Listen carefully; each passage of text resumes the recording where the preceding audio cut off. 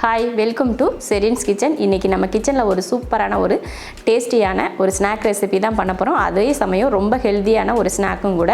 நம்ம இன்றைக்கி பண்ண போகிறது பார்த்திங்கன்னா கொண்டக்கடலை வச்சு ஒரு சாட் பண்ண போகிறோம். அது கருப்பு கொண்டக்கடலையே தான். கொண்டக்கடலையை முன்னாடியே ஒரு 8 மணி நேரத்துக்கு முன்னாடியே நம்ம ஊற வச்சுக்கணும். அப்போ தான் நம்ம வேக வைக்கிறதுக்கு ஈஸியாக இருக்கும். அந்த மாதிரி ஊற வச்சு வேக வச்சு தான் இந்த சாட் பண்ண போகிறோம். ரொம்ப ஈஸியாகவும் இருக்கும். அதே சமயம் நம்ம எப்போயுமே சுண்டல் வேக வச்சு தாளித்து சாப்பிடுவோம், அந்த மாதிரி மசாலாலாம் போட்டு சாப்பிடுவோம். ஆனால் இந்த மாதிரி செஞ்சிங்கன்னா ரொம்ப டேஸ்டியாக இருக்கும். இன்றைக்கி நம்ம பண்ண போகிற ஸ்நாக்கும் கூட அதே போல் ரொம்ப டிஃப்ரெண்ட்டான ஒரு டேஸ்ட்டில் இருக்கக்கூடிய ஒரு சன்னா தான். ரொம்ப சூப்பராக இருக்கும். இதை நீங்கள் ஒரு டைம் செஞ்சு கொடுத்தீங்கன்னா எல்லாரும் டெய்லி நம்ம வீட்டில் ஈவினிங் டைமில் இந்த மாதிரி செஞ்சு கொடுன்னு சொல்லி தான் கேட்பாங்க. அவ்வளோ ருசியாக இருக்கும். அதே சமயம் உங்களுக்கும் வேலை ரொம்ப ஈஸியாக இருக்கும். நீங்களும் அடிக்கடி இந்த ஸ்நாக்கை பண்ணலாம் அப்படின்னு சொல்லிட்டு உங்களுக்கே தோணும். வாங்க அது எப்படி பண்ணலாம் அப்படிங்கிறத இப்போ பார்க்கலாம். 1/4 கிலோ கருப்பு சுண்டல் நான் 8 மணி நேரத்துக்கு முன்னாடியே ஊற வச்சு எடுத்திருக்கேன். நீங்கள் கருப்பு சுண்டலுக்கு பதில் வெள்ளை சுண்டல் கூட நீங்கள் சேர்த்துக்கலாம். 8 மணி நேரத்துக்கு முன்னாடியே ஊற வச்சா தான் வேகிறதுக்கு நல்லாயிருக்கும். ஊற வச்ச சுண்டலை குக்கரில் சேர்த்துக்கலாம். குக்கரில் சேர்த்துட்டு சுண்டல் முங்குற அளவுக்கு தண்ணி ஊற்றிட்டு தேவையான அளவுக்கு உப்பு சேர்த்துடலாம். உப்பு சேர்த்துட்டு குக்கர் மூடி போட்டு விசில் போட்டு 5 விசில் விட்டு ஆஃப் பண்ணிக்கலாம். சுண்டல் வேக வச்சு எடுத்தாச்சு.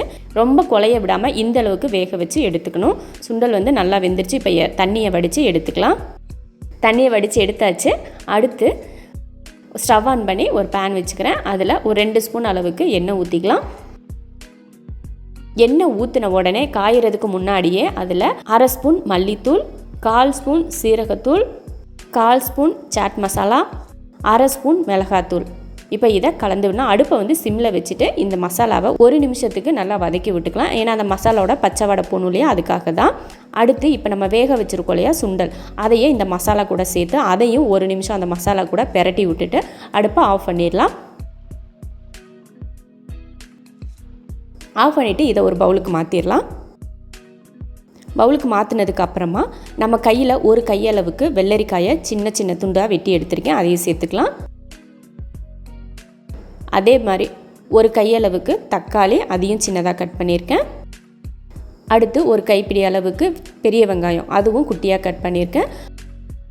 அடுத்து ஓமம், அதுவும் ஒரு கையளவுக்கு. எல்லாத்தையுமே அந்த சுண்டல் மேலே தூவி விட்டு மேலே கொஞ்சம் மல்லித்தலை தூவிட்டு 1/4 லெமனை புழிஞ்சிக்கலாம். ஒரு 1/4 லெமன் போதும் இதுக்கு, இந்த சுண்டலுக்கு கரெக்டாக இருக்கும். அதையும் புழிஞ்சிக்கலாம். இதுக்கு மேலே கொஞ்சமாக சாட் மசாலா தூவிக்கோங்க. அப்போ இன்னும் அந்த புளிப்பு இதெல்லாம் எக்ஸ்ட்ரா இருக்கும். அந்த காரம், புளிப்பு, இனிப்பு எல்லாமேவும் இப்போ கலந்து விட்டுறலாம். சூப்பரான சென்னா சாட் ரெடி ஆயிருச்சு. இது ஈவினிங் டைமில் ஸ்நாக்காக எல்லாருக்கும் வீட்டில் இருக்க எல்லாருக்கும் செஞ்சு கொடுங்க. ரொம்ப விரும்பி சாப்பிடுவாங்க.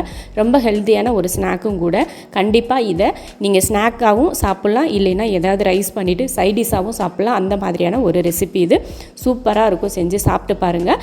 இது போல் செஞ்சு பார்த்துட்டு எப்படி இருக்குன்னு சொல்லிவிட்டு கமெண்ட்டில் சொல்லுங்கள்.